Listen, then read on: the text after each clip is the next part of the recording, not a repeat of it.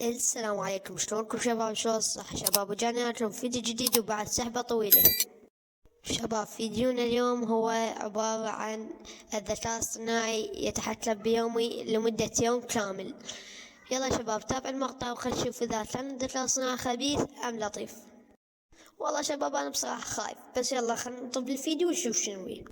شباب طبعا طبيت للذكاء الصناعي وقلت له شنو أقدر آكل بالصباح، وقال تقدر تاكل فاكهة البرتقال، وكلت في الصباح برتقال. خلينا نشوف شنو يطلب ناكل الظهر.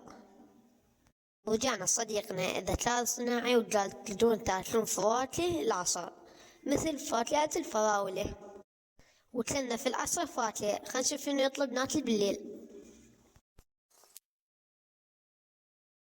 وفي الليل طلب من يمنا ان ناكل فاكهة البرتقال، واكلنا فاكهة البرتقال.